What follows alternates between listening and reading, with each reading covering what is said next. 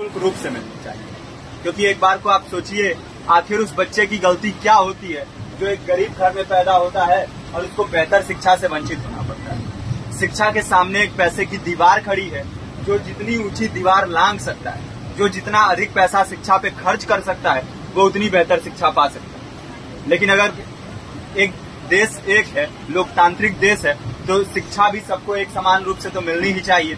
आज परिस्थिति ये है कि एक तरफ तो प्राइवेट स्कूल हैं जो लूट के अड्डे बने हुए हैं, वहां पे आप एडमिशन कराने जाएंगे तो सिर्फ एडमिशन के नाम पे ही आपको 10,000 20,000 रुपए देना होगा।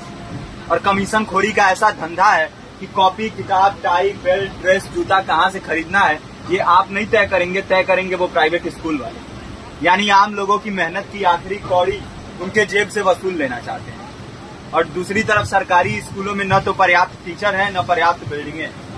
2019 का ही ये पुराना आंकड़ा है कि हर 100 में से 52 स्कूलों में या तो एक टीचर है या 2 टीचर हैं। और उन्हीं टीचरों के ऊपर जिम्मेदारी थोप दी जाती है कि जनगणना करो, मतगणना करो, पशुगणना करो, तमाम काम करवाए जाते हैं। और 19 के बाद से तब से कितने टीचर रिटायर हुए होंगे और 18 के बाद से कोई टीचर की वैकेंसी भी नहीं है।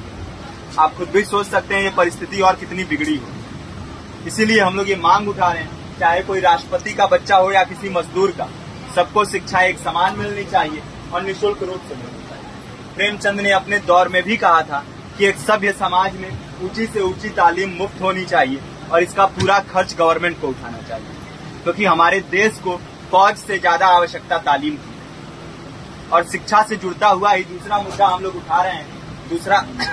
दूसरा मुद्दा है रोजगार का। रोजगार की परिस्थिति ये है कि आज सरकारी सेक्टर हो या प्राइवेट, सब कुछ ठेका संविदा के हवाले किया जा रहा है। परमानेंट नौकरियां लगातार घटाई जा रही है। इसी रेलवे में 1995 के आसपास लगभग 18.5 लाख कर्मचारी काम करते थे, लेकिन आज उनकी संख्या 12 लाख है।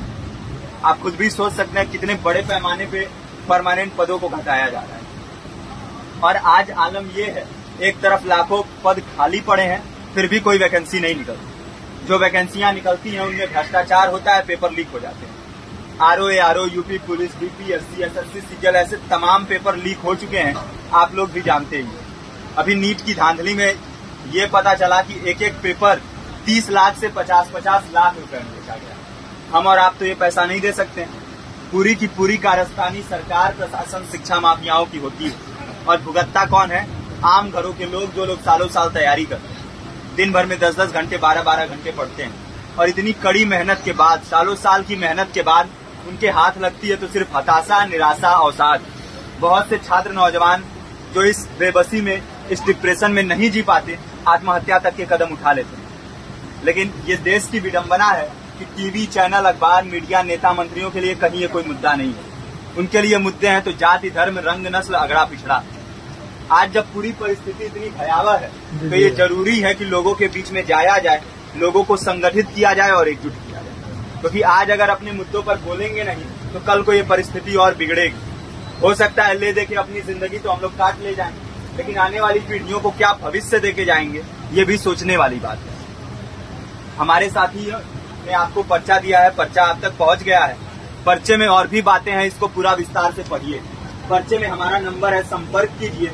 फेसबुक का, इंस्टाग्राम का लिंक है, आप वहां पे जाएंगे तो आपको पता भी चलते रहेगा कि लगातार किन किन माध्यमों से हम इस अभियान को चला रहे हैं। नुक्कड़ नाटक, संगीत, शिक्षा सहायता मंडल, लाइब्रेरी, तमाम माध्यमों से इस अभियान को चला रहे हैं और कोशिश कर रहे हैं कि बड़े से बड़े पैमाने पर हर जगह पे लोगों को संगठित किया जाए और एकजुट किया जाए। आपके बीच भी आए हैं, आपका साथ और सहयोग दें। साथ इस रूप में कि आप भी हमारे इस कारवां और इस मुहिम से जुड़िए।